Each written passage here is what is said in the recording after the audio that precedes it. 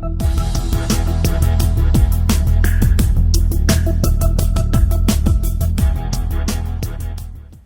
everyone, it's Nicole Wilkins with FitnessRx for Women, and this is my next question and answer segment where I took your questions from Facebook and I'm going to answer them for you today. The first question is, what is the best way to lean out? But I have a bone spur in my rotator cuff, so I'm limited at this point. I was weight training and now I cannot. So how should I do my cardio for best burn? Thank you. Well, I think you have the right idea. You do need weight training and you do need cardio, but I think you're missing a huge component when it comes to leaning out. Diet is about 75 to 80% of your results. So you can work your butt off in the gym, but if you're going home and eating burgers and fries, you're not going to see the results that you want. Will you be getting stronger? Yes. Will you probably be building muscle? Yes, but you'll still have that layer of body fat over top. So you won't be able to see the definition that you're looking for. If you have a shoulder injury, there's no reason you can't still train legs, right? So try to work around that injury as much as you can. It'll prevent the rest of your body from getting weaker, and it will help with your mindset, and it will also help actually heal the muscle or the injury faster because you're increasing the blood flow to that working area. The oxygenated blood flow with the nutrients that it carries can help your injury heal faster. So hopefully that helps. But the best way to lean out is to watch your diet. Watch the amount of sugar you're eating. Alcohol intake is huge. Make sure that you're watching your portion sizes and try to cook as much food as you can at home instead of going out to eat. That way you know how much you're eating and you know what's going into it. What knee surgeries did you have and how have you managed to be where you are at this point in your career? I had 2 knee surgeries. The first one was when I was 15. I had a medial meniscus tear and they call it a bucket handle tear in the medial meniscus, which is basically the cartilage. Because I was young at that time, they ended up stitching the meniscus, and I was in a mobilizer for about 6 weeks, and I couldn't put any pressure on it, lost a lot of muscle. It was a long recovery process, and to build that strength back and get the size back on my leg, it took probably about a year and a half. And then I was back doing gymnastics and jumping and pounding and all that stuff, and I ended up tearing it again. So they went in for the second time orthoscopically and removed the portion of the meniscus that was torn. I was walking out of the hospital that next day, but it took, probably a month or 2 before I could start jogging on it, and the recovery wasn't quite as long as it was the first time, but I haven't had any issues since. However, there was a period of time in my early 20s where I had a lot of pain, mostly I think I don't know if it was necessarily arthritis, but it would hurt to jog for longer than 5 minutes. It would hurt to roll over in the car. It would hurt to, randomly when I would be lifting. Some days it would be fine, other days it wouldn't.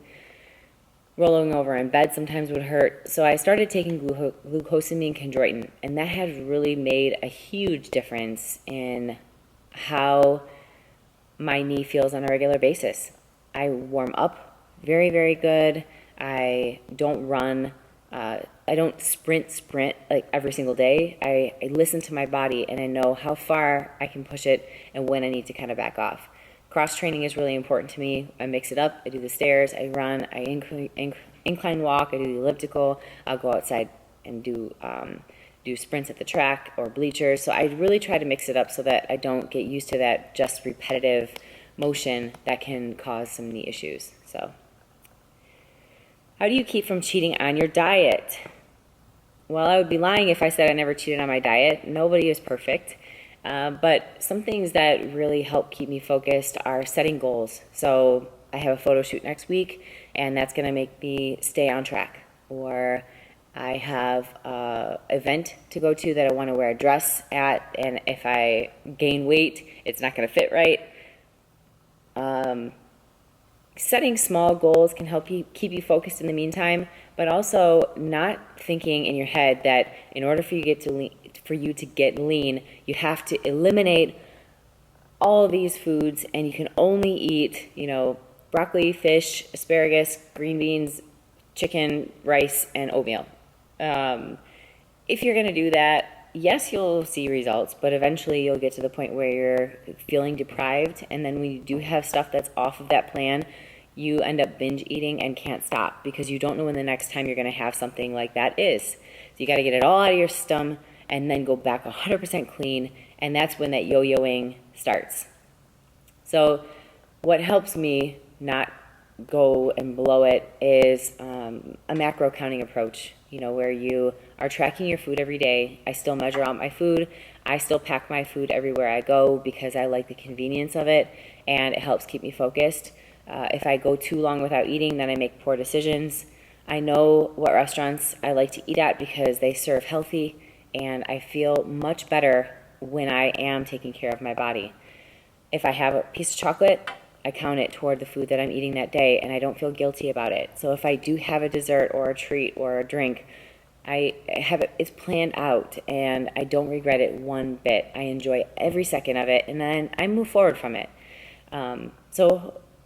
Don't think that having dessert or having something like that every once in a while is going to hurt you. If you have it every single day, it's going to be difficult for you to see the results that you want, but every once in a while, in moderation, can be beneficial for the mind and body. The last question I have for this segment is, I'd like to know your biggest secret to getting lean. My biggest secret is consistency and diet. Diet is not what anyone wants to hear. Whenever I get questions about how do I lose weight? How do I look like that? How do I get to be a fitness model in the magazine?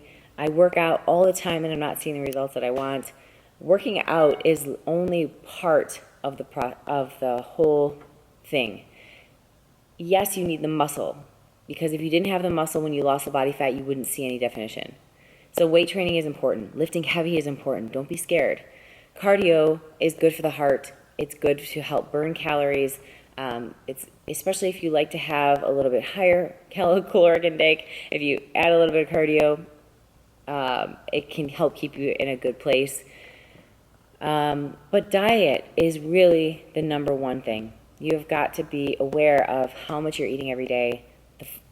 Measure out your foods, know what a portion size is, and choose the healthiest options possible as often as possible. And that's going to make the biggest difference. So consistency, dedication, and focus. All right, guys, those are my questions for this week. Until next week, excuse me. Keep asking your questions on FitnessRx for women. Dang, I almost went through that whole video without coffee. Keep asking your questions on the FitnessRx for Women Facebook page, and I'll be back here every Friday to answer them for you. Until then, keep living the fit life.